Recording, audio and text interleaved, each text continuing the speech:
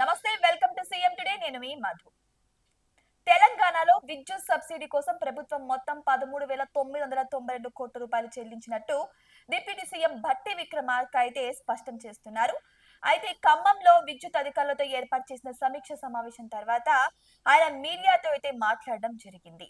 Media press meet లో ఈ సందర్భంగా వివిధ అవసరాలకు ప్రభుత్వం చెల్లిస్తున్న సబ్సిడీ ఖర్చులనైతే ఆయన వివరించడం అయితే జరిగింది. ఇక రాష్ట్రంలో రైతులు 29 లక్షల పంపు సెట్లు అయితే వాడుతున్నారని, రైతుల పక్షాన ప్రతి సంవత్సరం 11,500 కోట్ల రూపాయలు కడుతున్నామని కూడా అక్కడ భక్తి విక్రమార్క అయితే ప్రజల సమక్షంలో క్లారిటీ ఇవ్వడం జరిగింది ప్రెస్ మీట్ లో.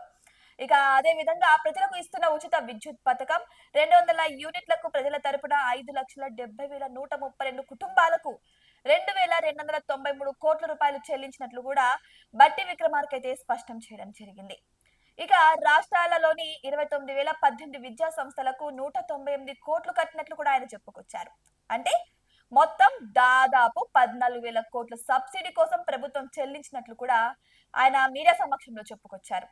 ఇక కరెంట్ అంటే కాంగ్రెస్, కాంగ్రెస్ అంటే కరెంటు అని కూడా ఆయన ప్రస్తావించడం జరిగింది. ఇక కాంగ్రెస్ వస్తే కరెంటు ఉండదని మిడిమిడి జ్ఞానంతో విపక్షాలు విష ప్రచారం చేశాయని, కానీ కాంగ్రెస్ అంటేనే కరెంట్ అని, కరెంట్ అంటేనే కాంగ్రెస్ అని డిప్యూటీ సీఎం బట్టి విక్రమార్క అయితే అనడం జరిగింది. ఇక గత బీఆర్ఎస్ ప్రభుత్వం కరెంటు ఉత్పత్తి కోసం 10 ఏళ్లలో ఒక్క పరిశ్రమ కూడా కట్టలేదని కూడా బట్టి విక్రమార్క విమర్శించడం అయితే జరిగింది. ఇక భవిష్యత్ తరాలకు కరెంట్ అవసరం ఉండదని, అది విస్మరించి 10 ఏళ్లలో ఎనర్జీ పాలసీని తుంగల తొక్కారని కూడా ఆయన దుయ్యబట్టారు. కేవలం 15,000 మెగావాట్లు సరఫరా చేయగలిగారని కూడా చెప్పుకొచ్చారు. కానీ తాము అధికారంలోకి వచ్చాక 20,000 మెగావాట్ల విద్యుత్ ని ఇచ్చామని కూడా అన్నారు.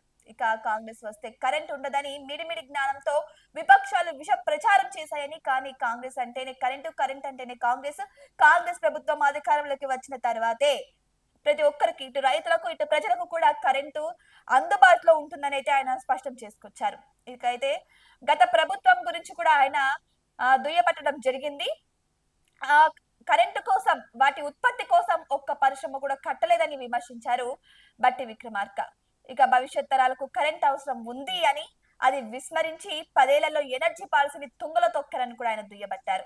కేవలం 15,000 మెగావాట్ల సరఫరా చేయగలిగారని కూడా చెప్పారు. కానీ తాము అధికారంలోకి వచ్చాక అంటే +5, ఇంతకు ముందు ప్రభుత్వం 15,000 మెగావాట్లు, కానీ మేము ఇప్పుడు +5 చేసుకొని 20 మెగావాట్ల విద్యుత్ ని ఇచ్చామని కూడా ఆయన మీడియా సమక్షంలో చెప్పారు. ఇక రాష్ట్రంలో ఎక్కడ నిమిషం కరెంటు కట్టు కాకుండా కూడా ఇచ్చామని కూడా చెప్పుకొచ్చారు. అయితే 2030 నాటికి 33,773 మెగావాట్ల విద్యుత్ అవసరం ఉంటుందని కూడా ఆయన స్పష్టం చేశారు. భవిష్యత్ అవసరాలకు అనుగుణంగా గ్రీన్ ఎనర్జీని ఇవ్వబోతున్నామని కూడా ఆయన చెప్పుకొచ్చారు. ఇక 180,000 కోట్ల రూపాయల పెట్టుబడి పెట్టి ప్రాజెక్ట్స్ పెట్టాలని ప్రణాళికలు సిద్ధం చేస్తున్నట్టు కూడా ఆయన భవిష్యత్తు గురించి చెప్పుకొచ్చారు. అందుకోసం ప్రపంచ దేశాల్లో నూతనంగా వస్తున్న ప్రాజెక్టులను అధ్యయనం చేస్తున్నట్టు కూడా ఆయన చెప్పారు. అయితే తెలంగాణలో 24 గంటలు నిరంతరాయంగా విద్యుత్ ఇస్తున్నట్లు బట్టి విక్రమార్క అన్నారు. ఎక్కడో ఒక చోట ట్రిప్ అవుతుంటుంది, అది సహజమని కూడా ఆయన విద్యుత్ సమస్యల కోసం అయినా సరే విద్యుత్ సమస్యల కోసం 1912 టోల్ ఫ్రీ నెంబర్ కు ఫోన్ చేయొచ్చని కూడా ఆయన చెప్పారు. ఇక ఎక్కడో ఒక చోట ఏవో మామూలుగా వర్షం పడుతున్నప్పుడు గానీ, లేకపోతే ఏమన్నా పరిమాణాలు చోటు చేసుకున్నప్పుడు గానీ, అట్లా ట్రిప్ అవుతున్నప్పుడు గానీ ఇలాంటివి సహజమని కూడా చెప్పారు. సో విద్యుత్ టోల్ ఫ్రీ నెంబర్ అయితే అందరికి గుర్తు చేయడం అయితే జరిగింది బట్టి విక్రమార్క. ఇక విద్యుత్ ఉద్యోగుల రక్షణ కోసం త్వరలో విద్యుత్ అంబులెన్స్ లను ప్రారంభిస్తున్నట్లు కూడా చెప్పుకొచ్చారు. ఎందుకంటే ఈ విద్యుత్ ఘాతంతో ఎంతో మంది మరణించారు, సరైన సమయంలో చికిత్స అందలేదు కదా. సో ఇప్పుడు ఏంటంటే ఈ విద్యుత్ ఎంప్లాయీస్ కోసం మాత్రమే అంబులెన్స్ లను కొత్తగా ప్రారంభిస్తున్నట్లయితే బట్టి విక్రమార్క స్పష్టం చేయడం జరిగింది. ఇక రక్షణ చర్యలకు కావాల్సిన సదుపాయాలు ఈ వాహనంలో ఉంటాయని కూడా ఆయన పేర్కొన్నారు. ఈ సందర్భంగా సిబ్బందికి రక్షణ వస్తువులు అందజేశారు. ఇంకా దేశంలో ఎక్కడా లేని విధంగా విద్యుత్ ఉద్యోగులకు ₹1,00,00,000 బీమా ఏర్పాటు చేసినట్లు కూడా ఈ సందర్భంగా చెప్పుకొచ్చారు ఉప ముఖ్యమంత్రి బట్టి విక్రమార్క.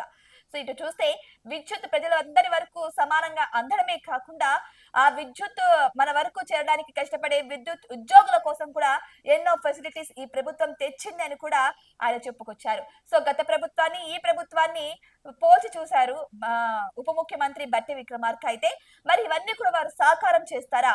నిజంగానే గత ప్రభుత్వానికి ఈ ప్రభుత్వానికి ఇంత తేడా ఉందా? గత ప్రభుత్వం చేసిన దానికంటే కాంగ్రెస్ ప్రభుత్వం ఎక్కువే చేస్తుందా?